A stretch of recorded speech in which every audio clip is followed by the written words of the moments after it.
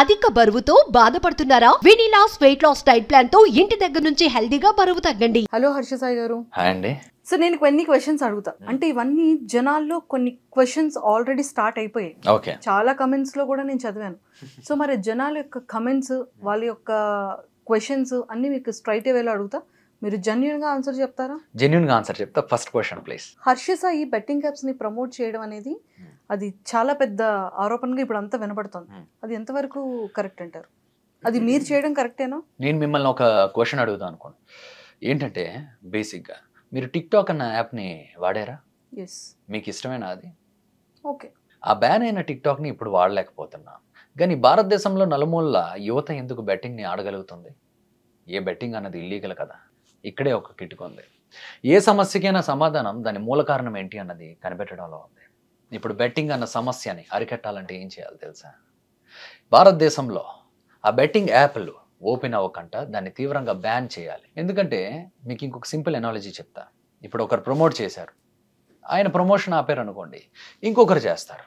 వాళ్ళందరూ ప్రమోషన్ కూడా ఆపితే డైరెక్ట్గా యూట్యూబ్లో 5 seconds యాడ్ ఉందో చూసారా, దాని ముందు ప్లే అయిపోతున్నాయి. లేదా ఇన్స్టాగ్రామ్ స్టోరీస్లో స్క్రోల్ చేస్తుంటే ప్లే అయిపోతున్నాయి. సో ఇక్కడ ప్రమోట్ చేయడం అన్నది మనం అందరం ఒక సమస్యగా చూస్తున్నాం, కానీ దాని రూట్ కాజ్, దాని మూల కారణం వచ్చి ఏంటంటే అది ప్రాపర్గా బ్యాన్ అవ్వట్లే, అవి ఇంకా ఫంక్షన్ అవుతుంది. మరి దాని గురించి ఫస్ట్ దాన్ని అరికట్టినప్పుడు బెట్టింగ్ని ఎవరైనా ప్రమోట్ చేయాలన్నా అవ్వదు, ఆడడం అవ్వదు, ఆపరేట్ కూడా అవ్వదు, మొత్తంగా ఫుల్ స్టాప్ పడిపోతుంది.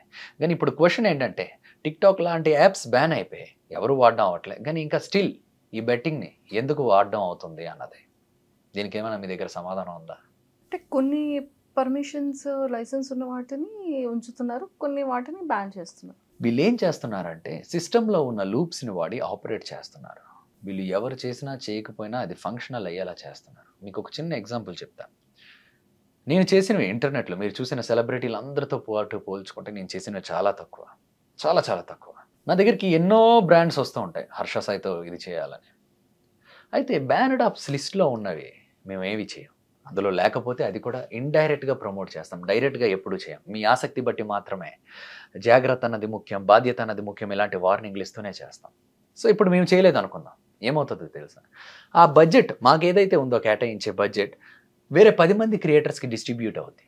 వాళ్ళైతే మాలా చెప్పరు, వాళ్ళకు ఒక స్క్రిప్ట్ ఇస్తారు, ఇదే విధంగా చెప్పండి, మేము ఇల్లులు కట్టుకున్నాం, కార్లు కొనుక్కున్నాం అని.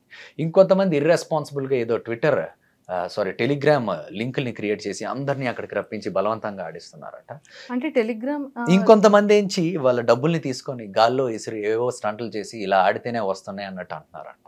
సో ఇక్కడ మీరు ఆలోచించండి, క్లియర్గా ఆలోచించండి. ఇప్పుడు నా దగ్గరికి వచ్చింది, నేను వదిలేసాను అనుకోండి, మేము చాలా బాధ్యతగా చేస్తున్నాం. ఈ 10 మంది చేయడం వల్ల ఆడేవాళ్ళ సంఖ్య దారుణంగా పెరుగుతుంది. మేము చేయడం వల్ల బేసిక్గా ఇప్పుడు వరకు ఆ సంఖ్యను తగ్గించగలిగాం. అండ్ దాని నుంచి వచ్చిన డబ్బులు 4 మంచి పనులు చేయడానికి వినియోగించాం. సో ఇలాంటి పాయింట్ని మీరు కనుక క్లియర్గా అండర్స్టాండ్ చేసుకున్నట్టయితే మేము చేయకపోవడమే పెద్ద తప్పు చేసిన వాళ్ళం అవుతాం. ఎందుకంటే అది ఇలాంటి మిస్యూజ్ చేసే వాళ్ళ చేత ఏదైతే మేము తీవ్రంగా ఖండించేది ఏదైతే ఉందో వాళ్ళకి వెళ్తుంది. కాబట్టి అలా మా ఫ్యాన్ పేజీలకు కూడా అలాగే ఇచ్చారు. మేము చేయడం ఆపేయగానే వాళ్ళు కూడా అగ్రెసివ్గా ప్రమోట్ చేసేవారు. ఏం చెప్తాం మరి?